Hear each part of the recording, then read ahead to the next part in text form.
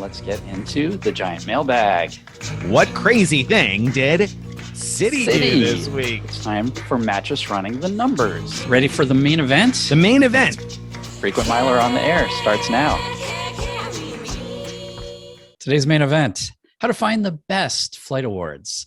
So finding award flights is not that easy. Not always. No, I mean, I guess it's easier if you've got like one person, right? But if you're booking for more than one person and or you don't have a lot of free time on your hands, it can be a pain. Well, it can be hard even with one if you don't know what you're doing. I mean, True. there's so many possibilities out there. There's so many, even if you find awards, how do you know which miles to use to book them? Because not all miles are baked the same, so to speak. Right. So we're going to talk about how to find and book the best flight awards. But of course, first, giant mailbag time. So John writes in response to our discussions about American Airlines loyalty points and the loyalty game, as we've called it. So little background, that American Airlines has changed how they award elite status. It used to be almost exclusively from flying lots of miles, but now most ways that you can earn American Airlines miles, including through shopping portals and through other like partner things, buying flowers, whatever, those things also give you loyalty points, which can propel you to high levels of American Airlines elite status. So we've called that the elite Propel you. game. I see what you did there. Nicely done. Propel you to the top of the airline elite status game. Wasn't even intentional. Well done. So, okay. So with that background in place, let's hear from John. John says, during an upcoming episode, would you be willing to give an update on your loyalty points progress? I've earned just over 16,000 points through various means: flights, City AA executive card spend, Simply Miles, e-shopping portal, Shell gas rewards, and Advantage dining. Although I'm happy with my progress, the deals that don't work out are frustrating. You were right when you said this game isn't for the faint of heart. We'll certainly celebrate when I hit my goal of executive platinum. Thank you for the great work, guys. So, I mean, that's a great question this week, because this week, of course, the month began here. The elite year officially began on March 1st. So we should definitely discuss this as we talk about what crazy thing did American Airlines do this week?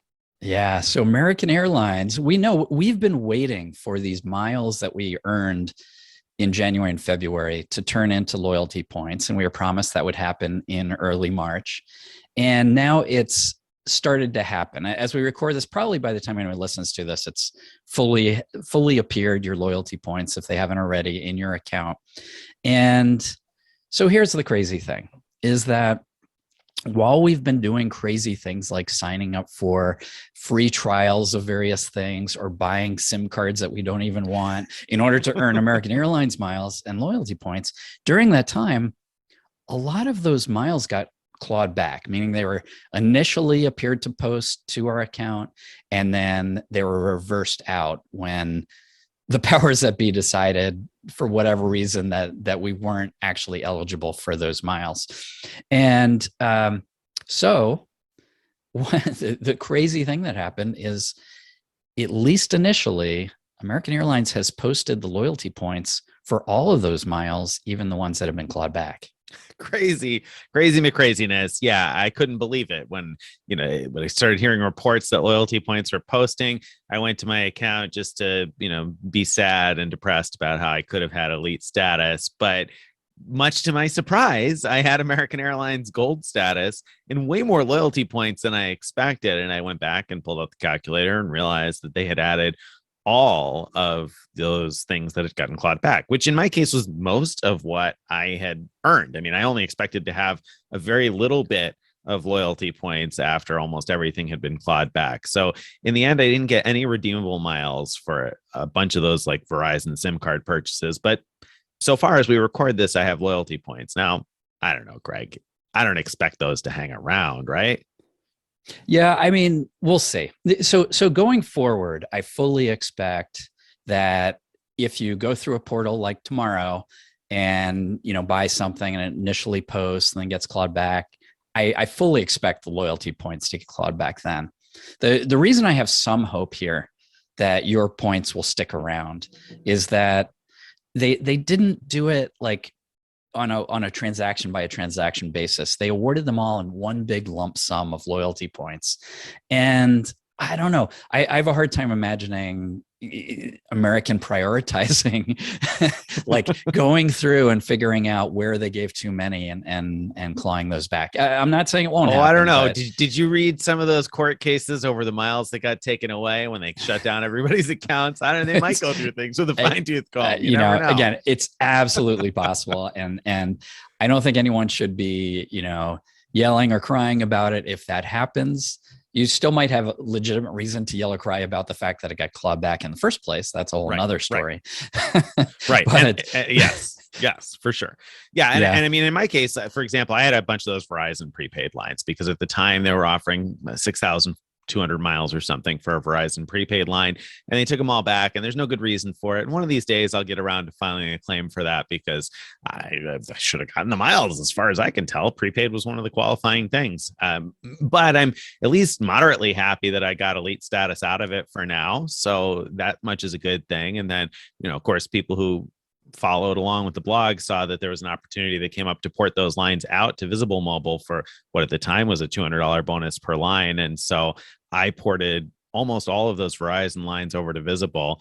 And so I'm hoping that I will get those rebates as well. I think I will. So I feel like I'm going to come out well ahead of this, even if I don't get the redeemable miles. So, I mean, part of me is like, I don't know, maybe I should just leave it alone. I got the loyalty points. Let's not, break what doesn't need to be fixed or whatever, fix what's not broken. Maybe I should just leave it alone, but we'll see. So yeah, I mean, so far so good. I'm excited that they've posted. And so for me, I'm over gold status. I'm halfway ish to platinum status. You? So roughly how many miles loyalty points? I think 38,000, just over 38,000. Around 38,000 so far. Okay. Yep. So if you'll remember, I was on vacation when you started posting about the Verizon deal, and so I actually let it go. I sort of intended to do it, but I each day I was just like, nah, I've got other stuff. And I didn't do it at all. And then when people started reporting clawbacks, it's like, oh, good. Oh, yeah, so anyway, that's sort of my excuse for not having that many. So I only had, of all the things I've done, I did a bunch of free trials and other things. Only one thing is clawed back so far. Bespoke Post, I think, is the one. Mm-hmm. I can't remember if that was 1,000 or 1,200 points, but something like that. Yeah. But so I'm sitting on just over 15,000, and I should get some work to do, Craig. I should have about 14,000 if that clawed back one hadn't really created loyalty points for me. So yeah, so I'm way behind. I'm behind. You gotta get your game up there, Craig. I definitely need to work harder and faster. Although that said, percentage wise, if you look at the fact that we have 14 months to get there this time, this is an exception because we have January and February in addition to all the months up through next February to get to elite status.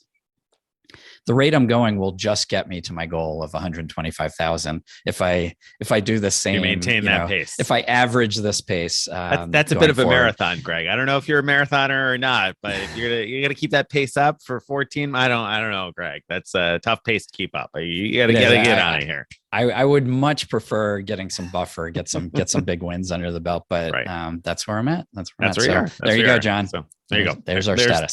There's the update. And hopefully in the end, I'm going to end up with those Verizon things making some, few bucks because I turned out to need the extra lines for something. So I was able to grab some phones, and so I've activated them. I got the SIM cards in the phones. Everything's going on. So that's looking like it could end up being profitable. So again, I should probably just accept the loss on the miles. Yes, you should. Oh, one more thing. I do need to mention the biggest flop of a deal, or what we thought was the biggest flop of a deal, was this Byte thing where you order a impression kit and for about $100, and if you had a city card that with merchant offers that you could sync to, you got your $100 back through you. I mean, if everything worked, you'd get $100 back through Citi.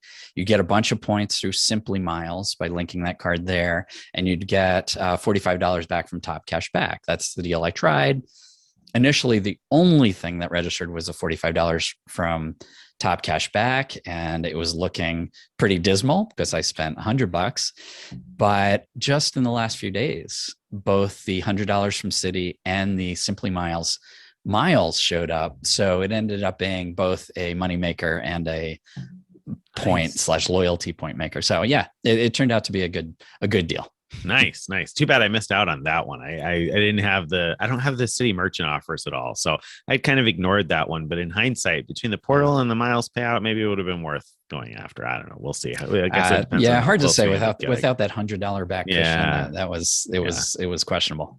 Yep. Okay. All right. So then let's talk about Mattress running the numbers. So this week for Mattress running the numbers, we have something, a mileage run of sorts, the modern mileage run. So we've got an American Airlines deal. Tell me about it, Greg. What's the deal? Right. As we've talked about in the past, mileage runs are different with AA these days because mileage running is not about flying. It's about shopping.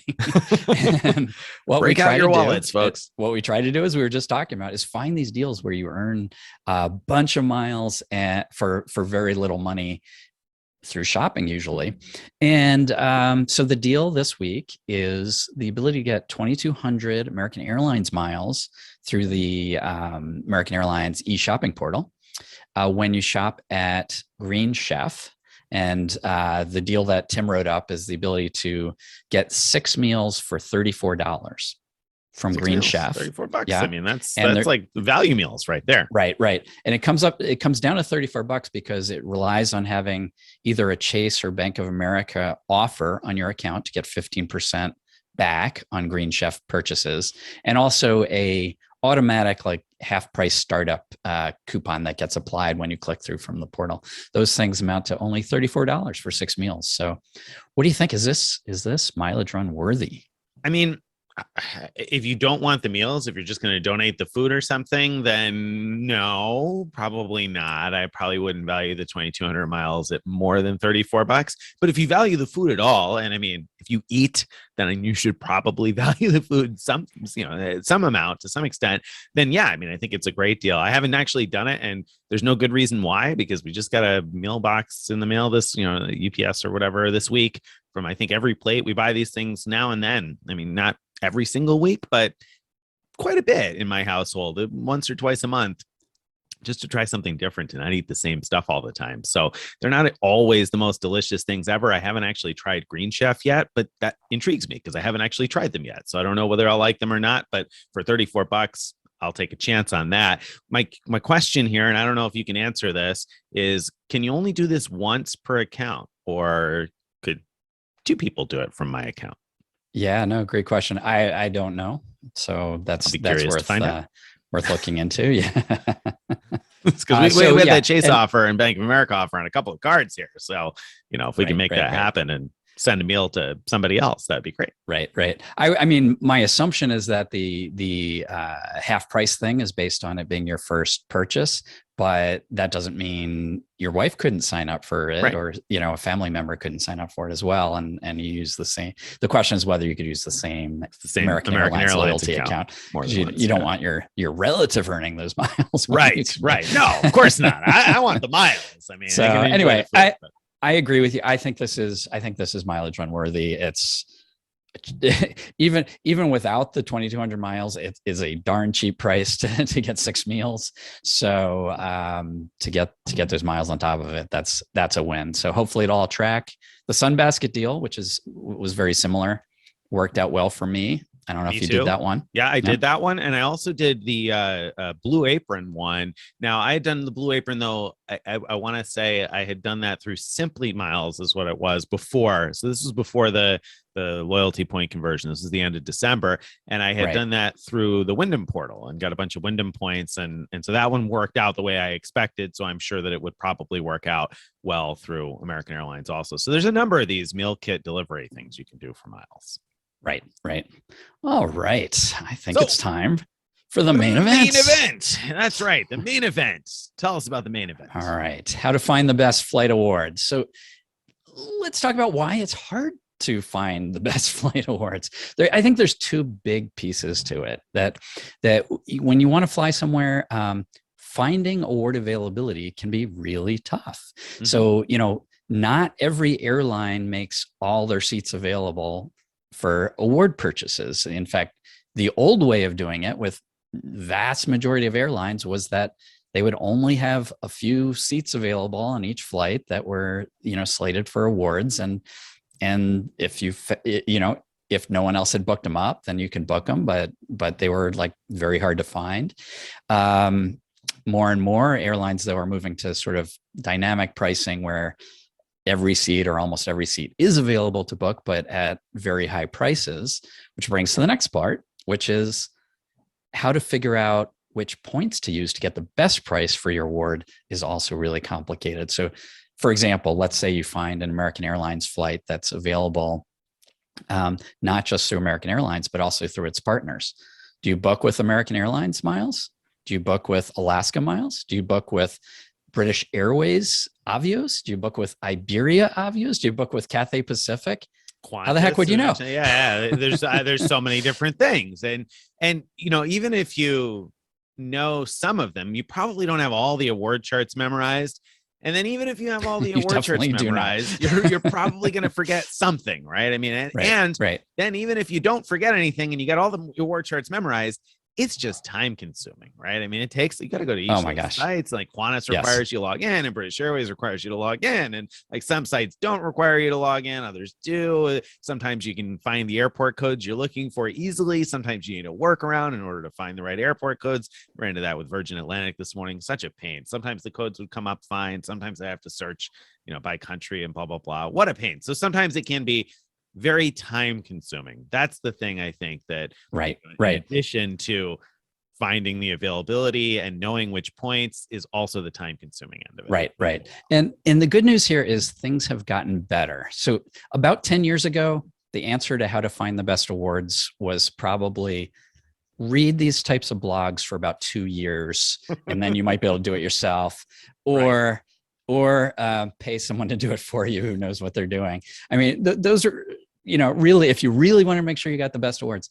But things have gotten significantly better. So for one example, major programs now show most of their partners online. So for example, if you search delta.com, just to use one example, for award flights, you will see Air France and Virgin Atlantic and Aeromexico and on and on.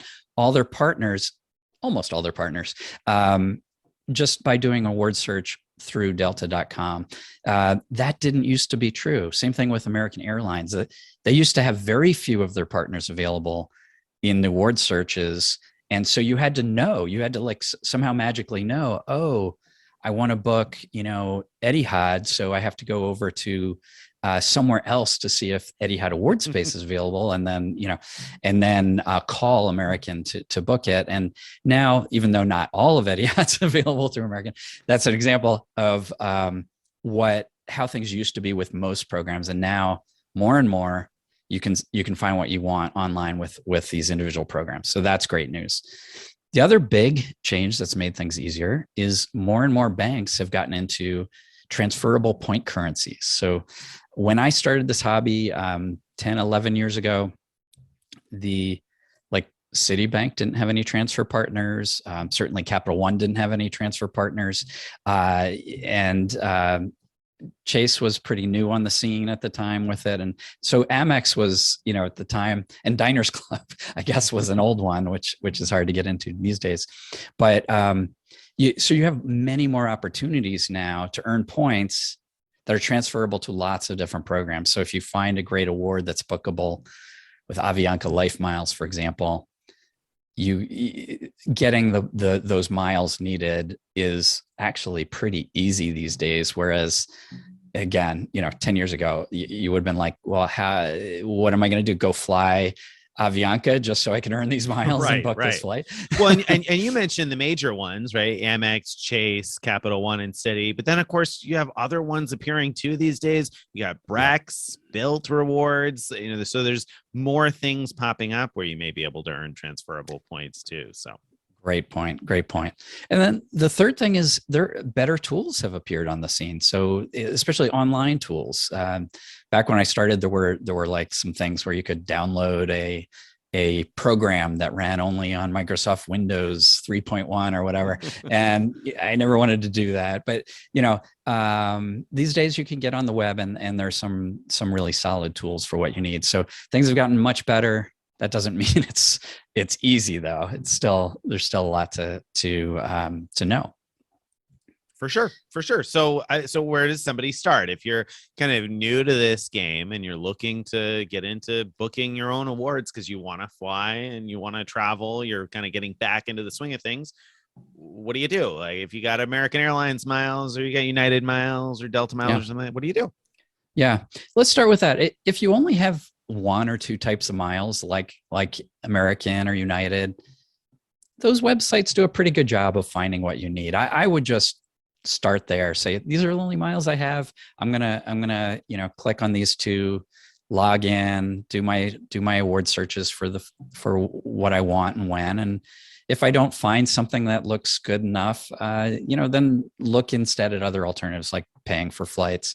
But if you have a transferable points currency, all the ones we just talked about, you have your Chase Sapphire Preferred card, you've got your Citi Premier card, and so on, then that's where I think you need help.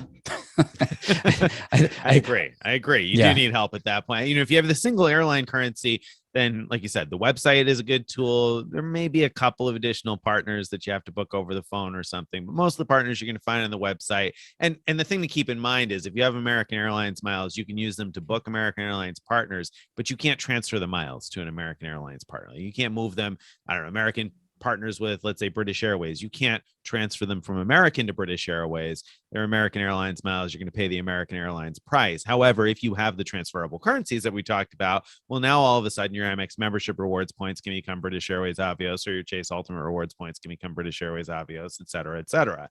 So you need some help. And where do you go for help? Well, there are a few tools now. There are, right. And so if you just want a very simple tool, like Kayak-like tool, where you just say, here's where I'm starting from, here's where I want to go and when, then there are two tools on the market right now that do that for you.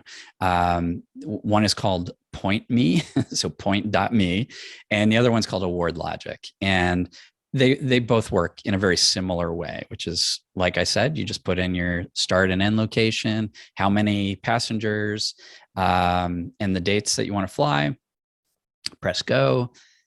You've got to wait several minutes, and you'll get a list of potential flights and how many miles it should cost in different programs. So sometimes you'll see the same exact flight in, sort of listed in different ways, because you could book it, as we were talking about earlier. You might be able to book that same flight with American Airlines miles or British Airways Avios or whatnot. And so you'd be able to then see which one you want to book. And it will even tell you, for example, you can use this many Chase Ultimate Rewards points or this many Amex membership rewards points. So that's a real help in figuring out whether your transferable points program can get you where you want to go. Yeah. And, it's really nice because these tools show you the different programs that can transfer. And so you can also figure, okay, well, I also have this kind of card or that kind of card, and figure out, okay, well, I could transfer some from this pile of points and some from that pile of points, perhaps, if you're in that situation. The Point Me tool links up with Award Wallet, which is a popular tool for monitoring your various balances. So you can see results and see right away, okay, well, this is what I have enough American Express membership rewards points for, or I can use my Capital One miles for this or that. So that's really nice. And what I like about these tools and the Point Me tool in particular is how many different programs they search. And the advantage there is that it's going to find prices in many different programs. And the same flight can often cost different numbers of points in different programs. For example, I had an American Airlines flight in an example post this morning where I wrote about, I say this morning, this week, I should say, when I wrote about award logic. And I think the American Airlines flight was something like, let's say, 6,000 miles one way. But on that search result in either tool, Award Logic or Point Me, it would say view more options. And I think there was something like 24 different ways to book that same flight with different programs. And so you could see how many points it would, and it would be different amounts. And they can be wildly different amounts. You know, to give an example that I didn't find through one of those tools today, I just today, as we record this, booked 4 tickets in Delta One business class from New York to Amsterdam. And I paid about 39,000 Amex membership rewards points per passenger. Had I booked through Delta, it would have been 225,000 points per passenger. Like literally like 9 times or 8 times or whatever, as many points. Yeah, if I booked through Delta. So these tools help you find a variety of prices, and that way you can find the best deal. So it makes it much more user friendly in terms of being able to search multiple different programs at once and see something you might have forgotten. Maybe you didn't know that Flying Blue, Air France's loyalty program, is partners with Copa Airlines, and you want to go somewhere in Latin America, and you're like, oh, well, I have lots of miles I could transfer to Air France KLM Flying Blue, and I could book this Copa flight with them, and I never would have known I could do that, or that it was cheaper than using United or some other partners. So those tools can be really useful, I think, in helping you discover things. Even me, I mean, there are things I forget all the time or didn't know in terms of partnerships or pricing, where I'll discover something and say, wow, I can save miles. And when you save miles per passenger on a per passenger basis for multiple passengers, it can really add up. Sure, absolutely, yeah. And you know, some things are just sort of almost impossible to do on your own. I guess maybe that's an extreme statement, but there are some airlines where finding that they have award space can be very, very difficult, because maybe they're not available through like AA.com or Delta.com or whatever to search. But somehow these tools get at some of those as well, which is super, super helpful, because I know, you know, in my case, unless I was specifically looking for that airline, and so I'm going out of my way to look for that award space, I'm not going to find that. Right. You know, of those two, do you have a recommendation? Which one should people look at? You know, so I've been using Point Me for a while, because we had access before it was public. So I've been using Point Me for a while.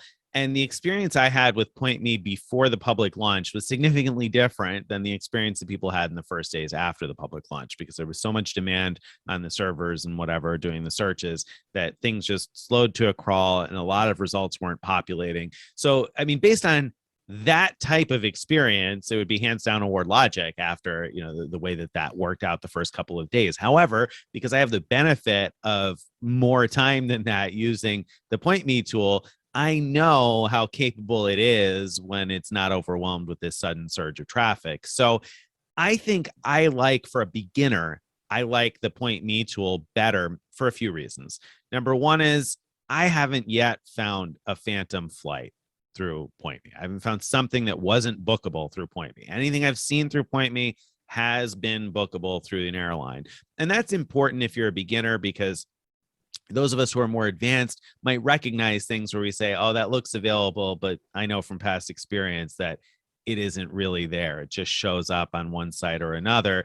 And the Point Me tool seems very good at eliminating those things that are not definitely available. So that's, I think, a big piece of it. The second big piece of it is that it's super easy for beginners, because they have these really simple video tutorials that show you how to create a loyalty account with that partner airline program, how to transfer your miles over, and how to book the flight. So you could literally watch a step-by-step for each piece of it, and it kind of holds your hand and walks you through it. So I think that's super simple for beginners. I also think price-wise, it's a better deal.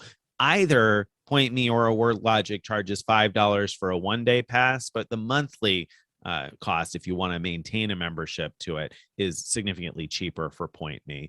And they search a lot more programs. So those are the advantages that I like with Point Me. Though on the flip side, I have to say, Award Logic is returning results much more quickly than Point Me is. So, search at Point Me will take a couple of minutes. They aim for under 2 minutes, I think. And I know that at launch it was way more.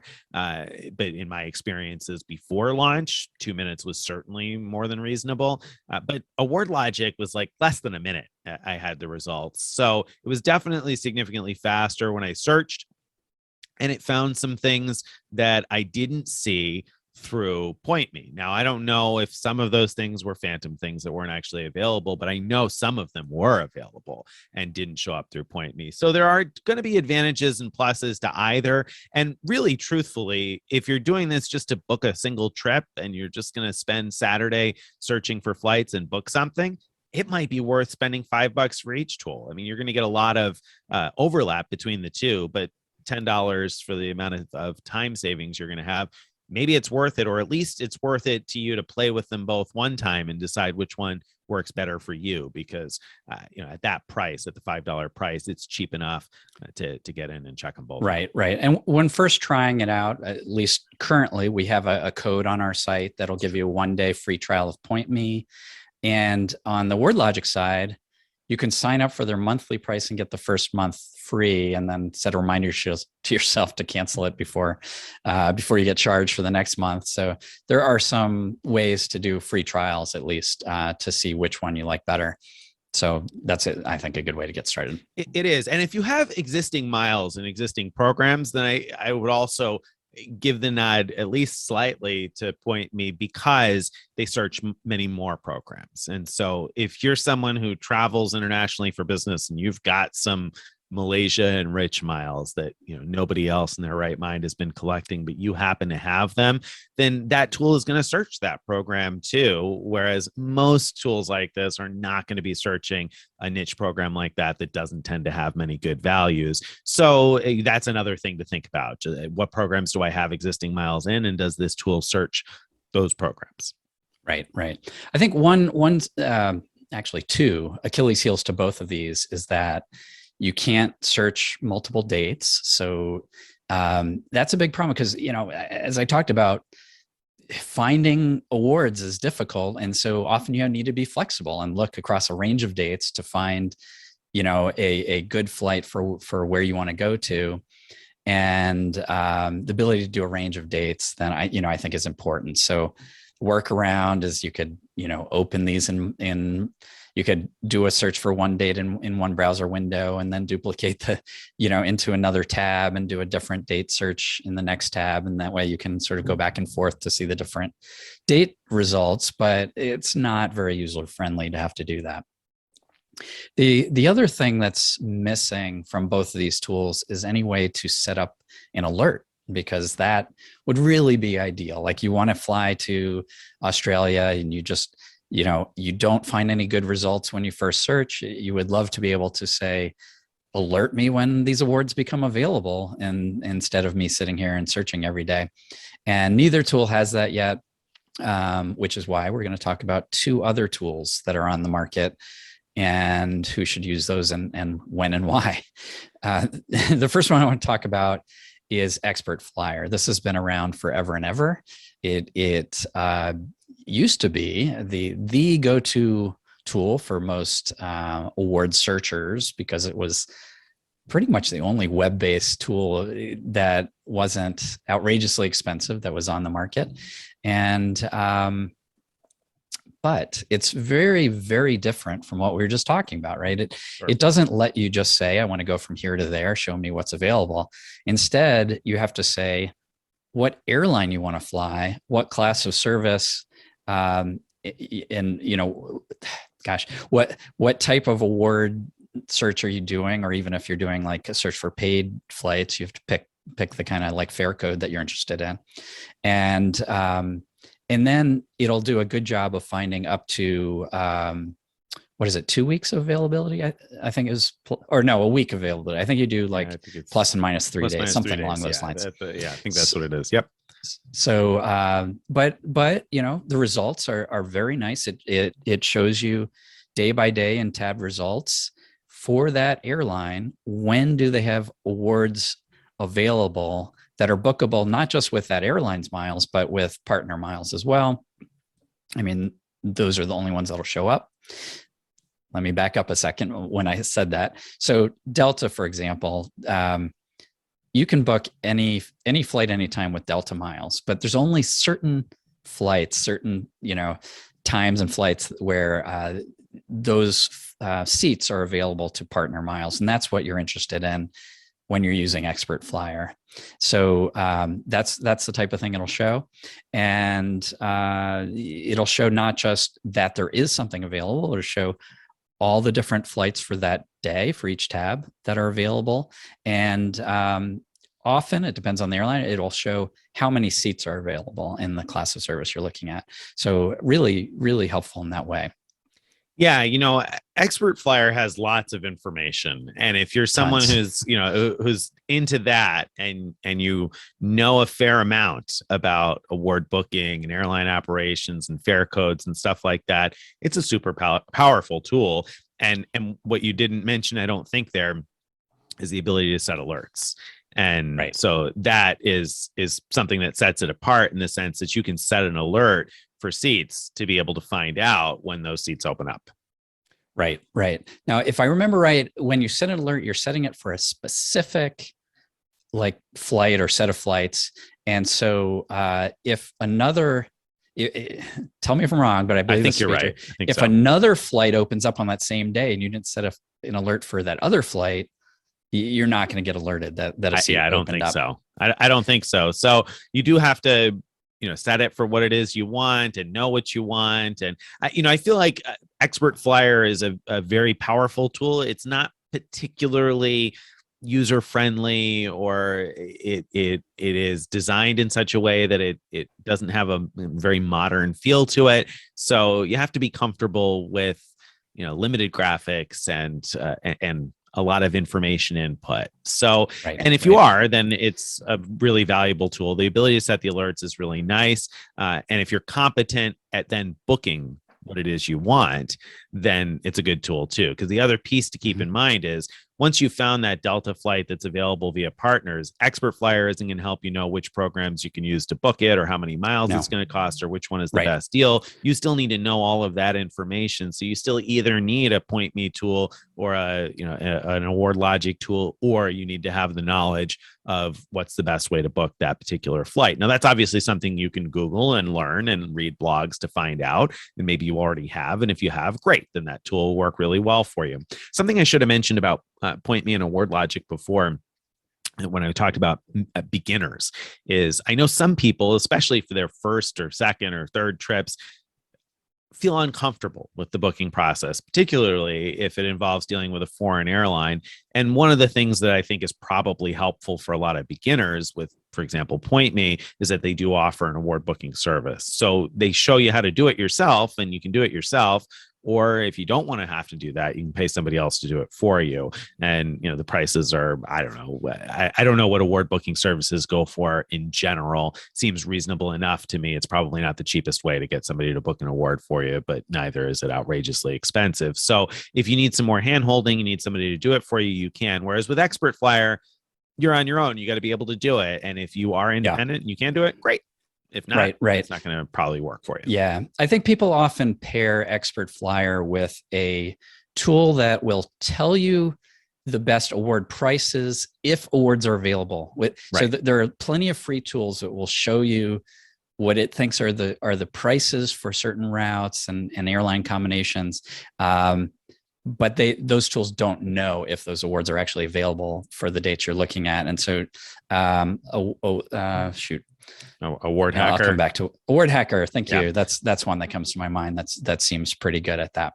It is pretty good. There are some spots though that are outdated, where the award charts have changed and nothing's been updated in that regard. I don't know whether there are plans to or not, but if you're aware of that, then that may not be a big deal to you if you're aware of which things have changed. But yeah, I think that's a great point, that you're going to want to pair Expert Flyer with something like that enables you to look up what the best deals are. I mean, you could even, for that matter, use some of our sweet spot posts, the best ways to get to. If you just type in your Google search box, frequent miler, best ways to get to, you could see our post about the best ways to get to Europe or Asia or this or that. And it would probably give you the idea as to which program to use to book any particular award. And so then it's a matter of just finding the space with a tool like Expert Flyer if you're comfortable using that type of resource. So, right. Couple other small points about Expert Flyer. If you're searching for a upgrade space, so you have some sort of upgrade certificate or you want to use miles to upgrade, it lets you actually search for upgrade space on a lot of airlines.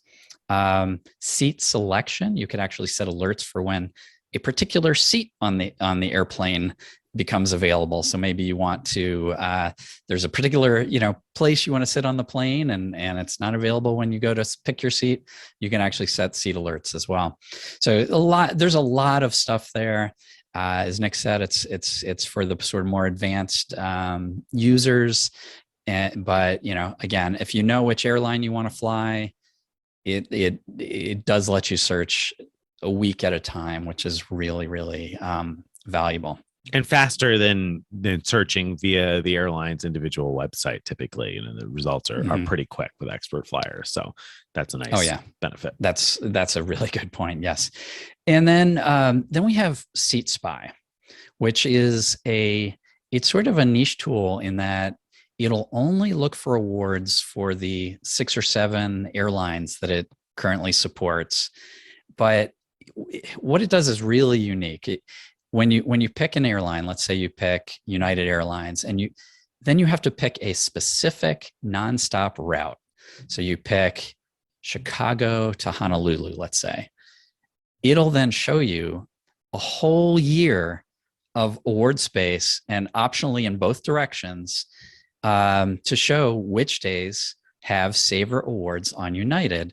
And that means you could then use not just United to book these, but any of United's Star Alliance partners. And sometimes you can get incredible deals by doing that. So SeatSpy, if you know which airline, which airline you want to fly and which specific routes, which specific nonstop routes. Routes. That's a really important point.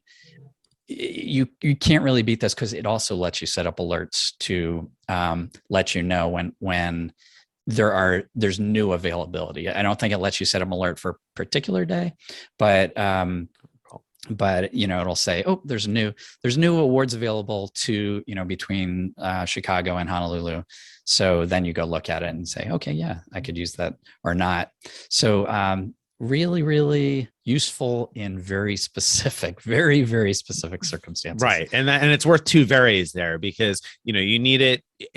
Obviously, there's a limited number of airlines, but then beyond that, airlines have this married segment logic where sometimes things are available when they're connected to other things, but they're not necessarily available separately. So if you don't live in one of those markets with a nonstop and you're willing to position or you're hoping to link 2 flights together, then it becomes less certain that you're going to actually find the availability through there. If you are searching those nonstop routes, great. But to give an example, I was looking at award availability this morning on Air France or actually it was on KLM.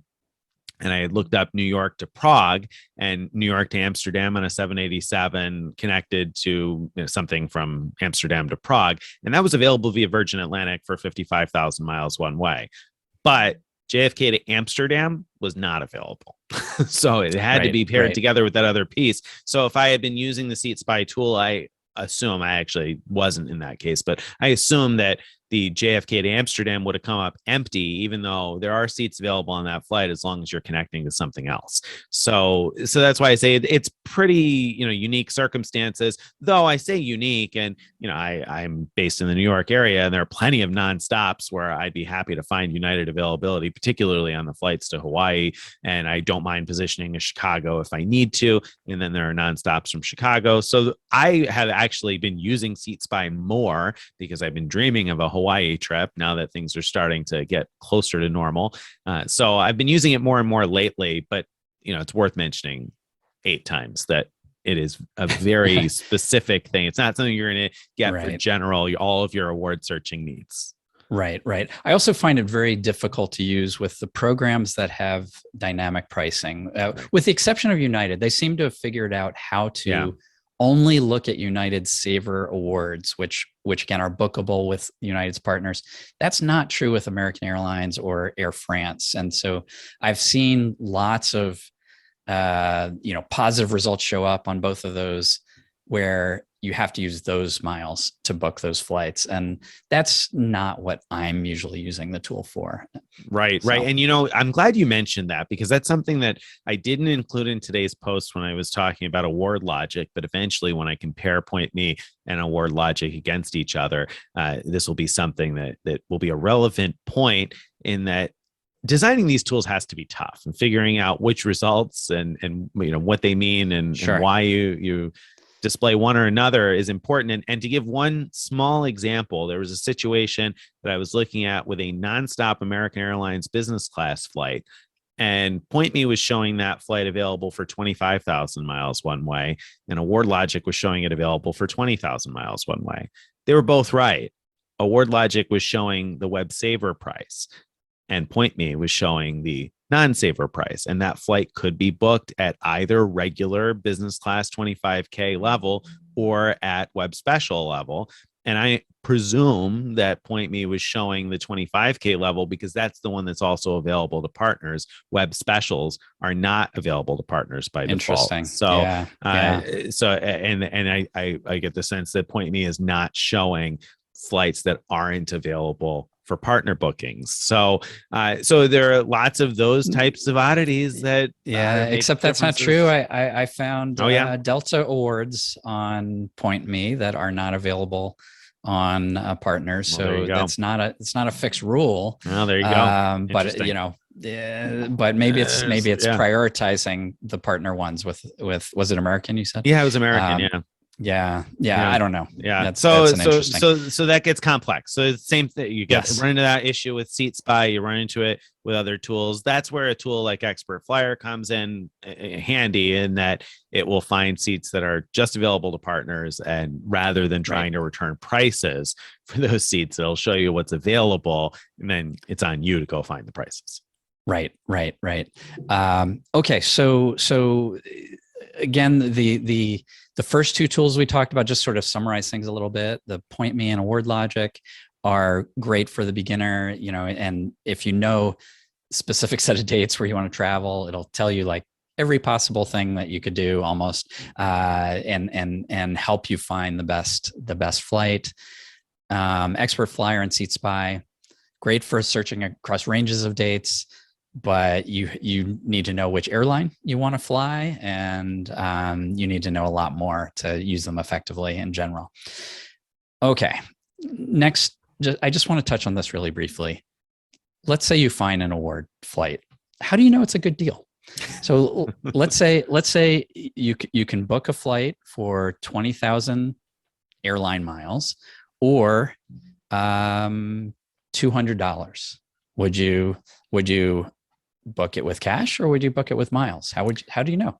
Right. That's a good question. How do you know? Well, I mean, my easy answer there is to compare it against our reasonable redemption values. Take a look at the reasonable redemption values a frequent miler has and say, okay, well, how does that compare to what we say you should reasonably be able to get without a lot of effort at maximization? And if it's close, then okay, that's probably fine to book with miles. If it's far off, in the sense that if you're not getting nearly as much value as what our reasonable redemption value is, then you know that maybe it's worth saving those miles for a time when you can get a more valuable use. But I think it's still pretty individual here. There's that joy of free and the ability to book your vacation without using any of your cash and keep cash in the bank and flexible for other stuff. There are reasons why you might accept suboptimal values. So I don't think that there's a one size fits all answer there. There probably isn't, but I'm going to give a tip. Here's what I do in my head when I'm doing these things is I look at the mileage price, and I convert that into dollars as if the miles were pennies. So a 20,000 mile award flight, I just say, okay, 20,000 pennies, that's $200 plus tack on any award fees. Let's say there's $50 in awards fees. So, okay, $250 in miles. Now that's I'm not saying I value miles at a penny each. I'm just saying sort of how I do this mentally. Mm-hmm. Then I compare it to the cash price. And let's say the cash price is $200. Well, I want whichever is cheaper. So I'm going to go with the cash price in that example. What if the cash price is $260? Well, then the mileage price is cheaper, but what you're saying then is you're getting just a tiny bit better than 1 cent per mile value. I want the cash price to be a lot more expensive than the mileage price. And I'm not going to try to define to you what a lot is. I just don't want it to be close. I want it to be more. I want to be getting more than 1 cent per point value from my miles. And that's sort of what I do in my head when I'm looking at these before I try to like figure out more detailed, is this a good deal or not? I think that's a good enough first blush.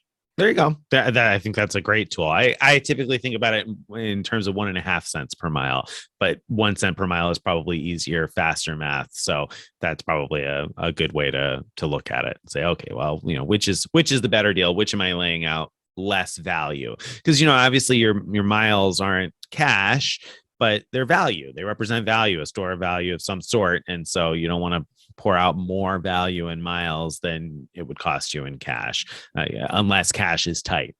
Then I would think that you want to make sure you're getting a better of deal. course. Right.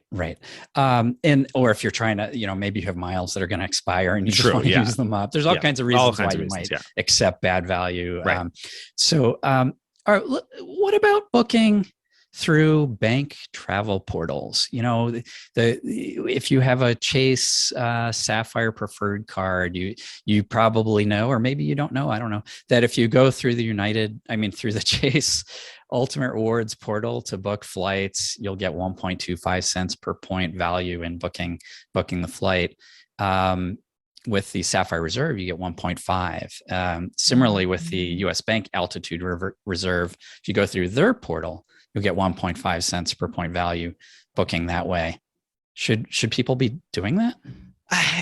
Probably not. And, I think that if you asked us this question 2.5 years ago, we probably would have said, yeah, if you can get decent value, sure, because 1.5 cents is reasonable enough for value, and it's easy. You don't have to find award availability. You can pick the flight you want, et cetera, et cetera. So there are reasons why we would have argued in favor of it. However, thanks to the pandemic, it's shed light on what happens when things don't go the way you planned for them to go. And it's not pretty when you book through a credit card portal.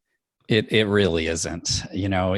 When things go wrong, when flights get canceled, when you have to get rerouted, things are so much simpler when you've booked directly with the airlines involved, as opposed to through a portal of any type. When you're dealing with points and stuff, it just even gets more complicated, because if there's a refund, where does that refund go? Do they know to somehow give you your points back, or are they going to keep the refund as like a credit that you could apply to a new flight? And then if they do, is that credit hard tied to a particular passenger? It can be used for anything. These are all things that are going to vary from one travel portal to another. And I just don't want to deal with that. So no, nobody does. And, it's too bad, because there are times when it will cost you fewer points to book at 1.5 cents a piece through a credit card portal than an award might cost you. And I guess those are times when you now have to ask yourself, well, am I getting enough value to make the award ticket worthwhile? But when you consider the fact that you could use points at a value of 1.5 cents each and earn miles on the flight, that sometimes made the possibility of booking through Ultimate Rewards or Amex membership rewards pretty attractive to me in the past. And maybe eventually, when things become more normal again and more predictable, maybe that will be appealing to me again, because in a more normal world, I just didn't have that many situations where a flight got canceled by the airline or things went sideways. But these last couple of years, who knows? I don't know what's going to change, and when entry restrictions are going to change and requirements, and when somebody might test positive for COVID in the family and this and that. So there's just way too many variables in the here and now, in the current times in which we live, for me to bother with booking through any kind of, like Greg was saying, portal. And what he means by that is any online travel agency, whether it's Expedia, Priceline, Chase, Ultimate Rewards, Amex membership rewards, whatever else. There's too much potential headache. And, I think back actually, and my in-laws had a flight booked for a wedding this past fall that just popped into my mind now. Never would have remembered if not for this conversation, that they have a credit with American Airlines that they have to use by calling American Express at some point between now and whenever it expires. And it's not something that they can easily track because it's not just in their American Airlines account or something like that. And so if I hadn't thought of it, probably everybody would have forgotten about it and that money would have gone away. So there's just way too many headaches. So I would avoid that generally. It's so unfortunate. Now, the US Bank Altitude Reserve Card has a workaround, which is if you're booking a flight with a domestic airline, then if you have your real-time mobile rewards set up, basically just go directly to the airline, pay with your Altitude Reserve Card, and you should get a text message that says, do you want to use your points to pay for this? And you get 1.5 cents per point value with that card when you say yes, redeem. You type in redeem. If Chase ever enables their pay yourself back feature for travel or for airfare, then we'd be able to do something similar there. But at least for now, that's not an option as we talk about this. Right. All right. So we talked about why we don't like to shop through online booking services. What about Capital One though? They're saying now that they're going to add very soon the ability to cancel any flight that you book through them for a small upfront fee. So like, I guess that means that at time of booking, you add this ability, you pay a little bit extra in order to make your flight freely cancelable. Will that change your opinion about where to book? I mean, it depends. Maybe, there's part of me that says you already can do that, right? You just have to book a refundable fare class. So it's a little bit more. It depends on that little bit can vary as to how much it is. Or you could have different insurances, whether you're talking about travel insurance you buy or you buy through the airline or through your credit card. I mean, there are various different ways. But my assumption here is that Capital One is buying one of those types of insurance policies and passing along just a small portion of the cost to the cardholder is my bet about what's happening behind the scenes. And so you're basically, buying insurance. Now, how much is that worth to me? I don't know. I mean, I probably would pay a few extra dollars and then maybe I would use it. I think, I think the additional flexibility, especially if it's really easy to cancel, if it's just like click a couple of buttons and cancel, I would probably consider that. Yeah. You? Yeah, I think so. Now, I don't have any Capital One cards right now, but right. If I did, I think I would consider that. I still would not book through their portal and pay with points because it's Capital One, especially, you can always pay with your credit card and then erase the points afterwards. And that way you still earn rewards on that purchase and then still use your points to pay for it. Right. So better way to go. Right. I wouldn't be in a hurry to redeem them through the Capital One portal. And that's a point I've made when people have asked about the Capital One portal and redeeming miles before. There's just no reason to do it that way. Eliminate the headache, book direct and use your points to erase. So the advantage of booking through the portal is when you're not using your points, when you're earning miles because you're spending money on the flight, and you can earn more miles by using your Capital One card through the portal. And then if it's a reasonable fee, if it's a very small fee to be able to cancel for any reason, then I think that will make it a really interesting tool. And I think that was innovative. That's to me is an interesting idea because that's something that not everybody else is offering and that everybody wants, right? I mean, the ability to cancel your flight easily. Mean, even though most domestic airlines now let you make free changes or you cancel and you get a credit, that credit is only available for a year. And it might be tied to the original passenger's name and right. And it can't be a basic economy ticket. Right. And so this may offer a much better option where you actually get your money back and maybe even for basic economy, which would make I think that would, potentially eliminate. Actually, that would be very interesting, because if a basic economy ticket was still cheaper after paying the small fee and they let you cancel it, that could be a winning combination. Yeah, I mean, I agree with you. I think that would potentially make it the place to book those types of flights. So I'll be curious to see what happens. Yes, me too. All right. I think that wraps up the main event. I think so. And so I think that brings us to the question of the week. And so this week's question of the week came in via messenger message. I got a message from somebody who I know follows the blog quite regularly. And I thought that this question was timely and one that is worth mentioning for people interested in the Venture X card. And so this transitions nicely from talking about Capital One. So question this week was, I wanted to double check your data point from the Venture X post. We have a post on Frequent Miler. It's like everything you want to know about the Capital One Venture X card. Said that my wife had applied for it and she got approved for it despite having both the Venture card and the Venture One card open. Is that right? Most blogs continue to say Capital One has a 2 personal card limit. Have they just relaxed it for the Venture X? I have 2 old Capital One cash back cards. I keep them for the card history, and I'm trying to decide if I need to close one before I apply for the Venture X. What do you think? So, I mean, yeah, I'm not caught up with the latest in Capital One's application rules and approval rules, but what's the situation? Well, as I wrote about in that post, my wife had a Venture card and a Venture One card, both quite old, and she was instantly approved for the Venture X. So we had thought that the limit was 2 personal cards from Capital One, and also that you could only get 1 card per 6 months. But since the Venture X launched, I have seen plenty of data points, both on our blog and on other blogs, because I do read the comments on other blogs too, just to find information like this.